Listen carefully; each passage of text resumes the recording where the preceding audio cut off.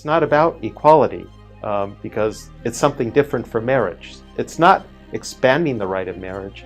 It's changing the meaning of marriage into something that it can't be. You don't have to like the idea of homosexuality. You don't have to endorse it spiritually. But if you do not see the crime that is you based off those religious beliefs trying to infringe on someone else's rights or legalities, then you are so brainwashed by this ridiculous and inherently harmful word of God that it is you who's the abomination on society. Welcome to Mindshift. I'm Brandon. Today is another Saturday short. For those of you who are new, first of all, welcome. Second of all, just to let you know, the Saturday videos are short because they are only about 10 minutes in length versus my 20 or 30 minute episodes that you'll see on Tuesdays, Thursdays, and Sundays. Speaking of which, if you have not tuned in to my new series every Thursday morning at 9 a.m. Central Time, it is called Secular Bible Study, and we are going book by book. We've done Genesis and Exodus so far, so be sure to check those out. I'm really excited about that series, but let's not talk any more about that stuff. Let's dive right into today's video. I want to give you some food for thought for the weekend before tomorrow's video comes out, and today it is going to be on gay marriage. I've got a video that was sent to me. Thank you so much for all of you who keep sending me clips. Makes my job a little bit easier. I'm going to play this video for you first, and then we're going to start breaking it down. What is the essential error in that argument that it's a civil right for people of the same sex to marry? You can't have a right to something that's impossible. You know, I've gotten a lot of backlash from my comparison, but I'll say it again. It's like legalizing male breastfeeding. It's physically impossible, so how can you have a right to it? You could call it something else. You could call it mutual adult beneficiaries. You know, you could call it something else, but it can't be marriage because marriage exists the way it does in the culture. So they're using the classic strategy of manipulating the language. It's not about equality. Because it's something different from marriage. It's not expanding the right of marriage. It's changing the meaning of marriage into something that it can't be. Where do we even begin? There is so much wrong here, just in general. Even outside of this particular heated topic, there are just facts here that are incorrect when we're talking about legalities versus civil rights, the meaning of words and how those words have come about and how we use them within the culture, etc. So we're going to break all of these things down, but let's start at the beginning. You can't have a right to something that's impossible.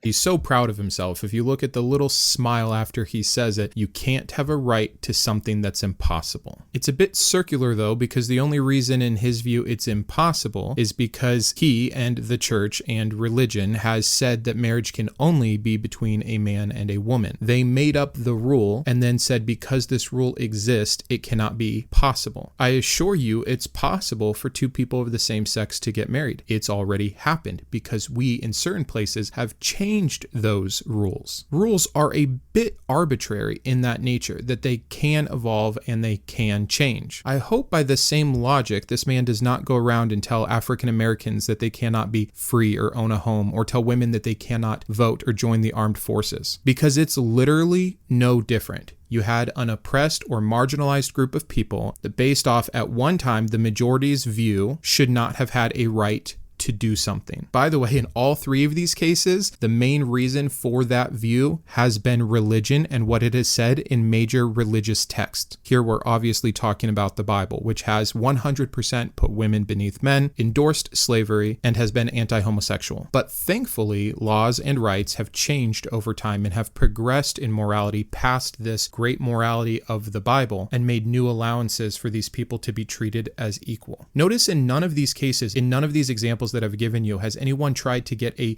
better right than the status quo. African Americans didn't turn around and want to try to own people. Women didn't want to vote and not let men vote. Gays did not want to get married and keep straight people from marrying. They're trying to be treated equal. That's it. The fact there's any arguments against this is ridiculous. I'm embarrassed to say it was just a few years ago that I would have agreed with this. That is the trapping of religion. If you really believe in a perfect God that is just and righteous, and you believe that he has given his statement on a matter based off what is in the Bible, and you believe that Bible to be true, you are left with the only conclusion that homosexuality is a sin, that they shouldn't have this same right, that we shouldn't be allowing this. So I understand the ignorance, and thank goodness I have moved past it in my life, but it does not make it excusable. Okay, let's see what else he's saying here. You know, I've gotten a lot of backlash from my comparison, but I'll say it again. It's like legalizing male breastfeeding.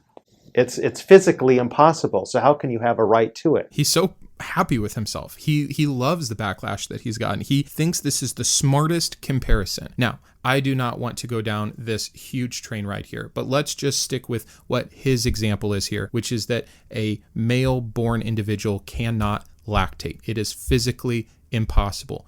Granted, but it is a false analogy. The only reason that two people of the same sex cannot get married is not because there is a physical boundary to it in our genetics. It is again because in some places, in some countries, and still at a state level, even though federally has allowed it, gay people cannot get married legally in a legal union. It has nothing to do with a certain gland that is not turned on genetically in men that is in women. Again, with the breastfeeding example. What a stupid thing to say. I also want to point out, and I don't want to nitpick the semantics because I understand how people talk about this in layman terms, but he is conflating a civil right and then immediately says to legalize male breastfeeding would be impossible. Well, it's not unlawful for a male to try and breastfeed. It is not illegal. Another false analogy here because it is currently unlawful, again, in many individual states, at least on the books, and again, in many countries and in our country's past, to have same-sex marriage. So fighting for the legality of that is, again, a night and day difference from whatever comparison he's trying to make here. And again, legality is in a certain jurisdiction to make something not unlawful. A civil right is something that we have established as a society on a broader concept one should be entitled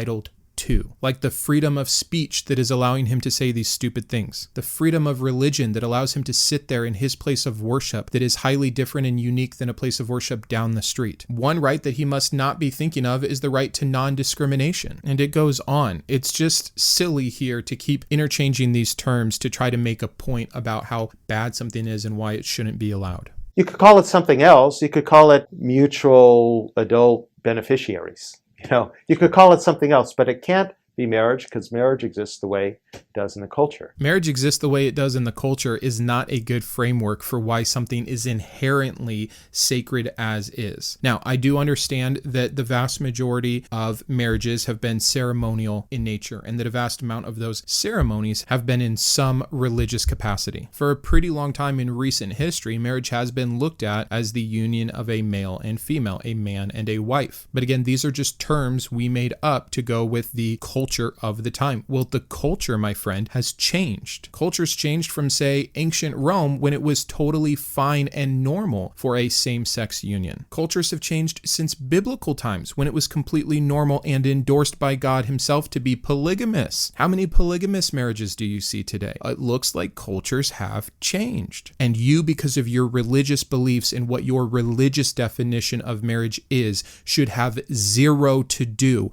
with their legal right. I acknowledge and endorse your right to your individual belief system, to practice your religion as you see fit for yourself. The practice of personal religion does not mean the allowance of actions based off that religion onto other people. And this gentleman wouldn't want that to be true either. If there was a religion that required the sacrifice of a priest, I'm sure he'd want to make sure there were some legalities in place that prevented whatever that religion is going out and just killing priests. So there are limits to your right to religious freedom, and it is that you do not impose that religious freedom to take away the freedoms or rights of somebody else. So they're using the classic strategy of manipulating the language. It's not about equality. How is this not about equality? They are asking literally for the exact same, no more, no less than what any straight couple is allowed to do. That's it. That's the definition of equality. No special treatment in favor or against for either side. Straight people lose nothing by the allowance of gay people to get married. I've been married for almost 13 years to a woman, and I am not threatened in the least by a same-sex couple wanting to have what I have. How does it affect me? Pro tip, it doesn't. It's something different from marriage. It's not expanding the right of marriage.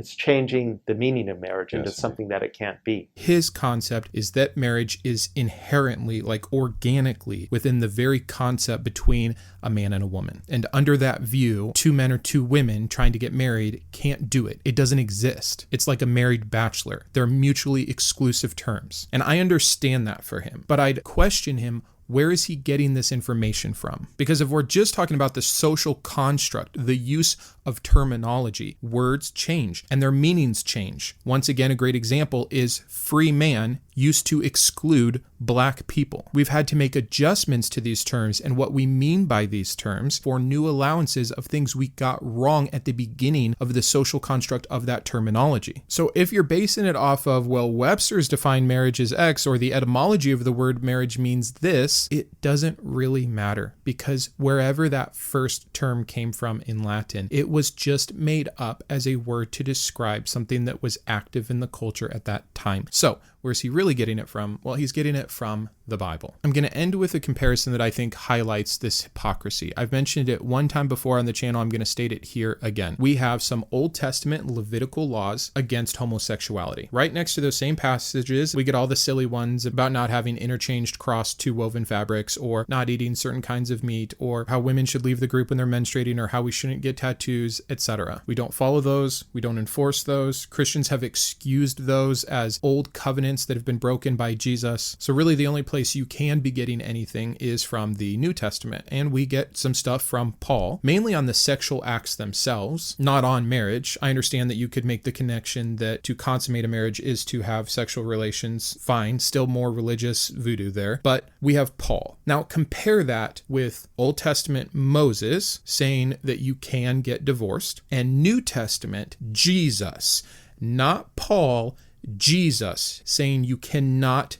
get divorced. I want to know how many videos this person has made on anti-divorce. I want to know how many rallies people that believe like him have gone to in DC to say, it's not right. Jesus said, don't get divorced. This should not be legal. Now, I'm not advocating for this. I think it's horrendous. I think that that would be a form of its own slavery and used for abuse. But my point is, Jesus Christ himself said, do not get divorced. And Christians divorce at the exact same rate as secular people. You don't have to like the idea of homosexuality. You don't have to endorse it spiritually. But if you do not see the crime, the evil that is you based off those religious beliefs trying to infringe on someone else's rights or legalities, then you are so brainwashed by this ridiculous and inherently harmful word of God that it is you who's the abomination on society. So I'd love to hear your thoughts on this. I'd love to hear if and where you disagree with me. Thanks for your time today. I hope that this was insightful or helpful in any capacity. I'll look forward to seeing you tomorrow with a brand new video. And until then,